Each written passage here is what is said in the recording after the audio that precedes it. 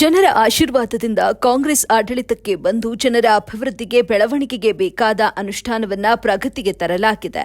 ಜಿಲ್ಲೆಯಲ್ಲಿ 4 ಶಾಸಕರನ್ನ ಗೆಲ್ಲಿಸುವ ಮೂಲಕ ಕಾಂಗ್ರೆಸ್ಗೆ ಶಕ್ತಿ ತುಂಬಿಸಿರುವ ಎಲ್ಲರಿಗೂ ಹೊಸ ವರ್ಷದ ಶುಭಾಶಯಗಳನ್ನು ಕೋರುತ್ತೇನೆ ಎಂದು ಜಿಲ್ಲಾ ಕಾಂಗ್ರೆಸ್ ಅಧ್ಯಕ್ಷ ಲಕ್ಷ್ಮೀನಾರಾಯಣ್ ತಿಳಿಸಿದರು. ಪತ್ರಕರ್ತರ ಭವನದಲ್ಲಿ ಸುದ್ದಿಗೋಷ್ಠಿ ನಡೆಸಿ ಮಾತನಾಡಿದ ಅವರು, ಎಐಸಿಸಿ ಅಧ್ಯಕ್ಷ ಮಲ್ಲಿಕಾರ್ಜುನ ಖರ್ಗೆ, ಮುಖ್ಯಮಂತ್ರಿ ಸಿದ್ದರಾಮಯ್ಯ, ಸಿಎಂ ಡಿಕೆ ಶಿವಕುಮಾರ್ನ ಒಳಗೊಂಡಂತೆ ಸಚಿವ ಕೆಎಚ್ ಮುನಿಯಪ್ಪ ಆಡಳಿತ ವೈಖರಿ ಕಂಡು ಜನರು ಖುಷಿಪಟ್ಟಿದ್ದಾರೆ.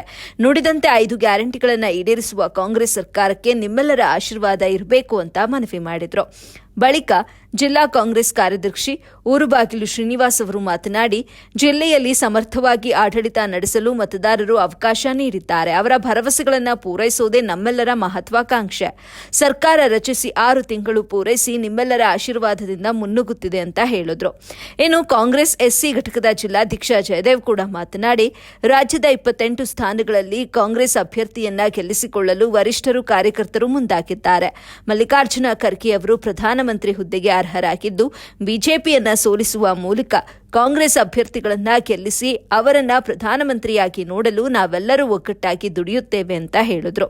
ಇದೇ ಸಂದರ್ಭದಲ್ಲಿ ನಗರ ಬ್ಲಾಕ್ ಅಧ್ಯಕ್ಷ ಪ್ರಸಾದ್ ಬಾಬು ಮಾತನಾಡಿ, ಕಾಂಗ್ರೆಸ್ ಪಕ್ಷವು ಜನರ ಮನಸ್ಸಿನಲ್ಲಿ ಬೇರೂರಿದ್ದು ಮುಂದಿನ ಲೋಕಸಭಾ ಚುನಾವಣೆಯಲ್ಲಿ ಕಾಂಗ್ರೆಸ್ ಅಭ್ಯರ್ಥಿಗಳನ್ನ ಗೆಲ್ಲಿಸುತ್ತಾರೆ ಅಂತ ಹೇಳಿದ್ರು.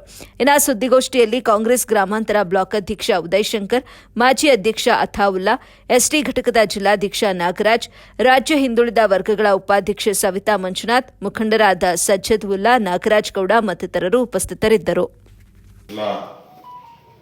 ಪತ್ರಿಕಾ ಸ್ನೇಹಿತರಿಗೆ ನಾವು ಹಿರಿಯರಿಗೂ ಕಿರಿಯರಿಗೂ ವಂದಿಸ್ತಾ 2023 ಕಳೆದು 24ಕ್ಕೆ ನಾವು ಕೇವಲ 20 ಗಂಟೆಗಳ ಕಾಲ ಉಚಿತವಾಗಿದೆ.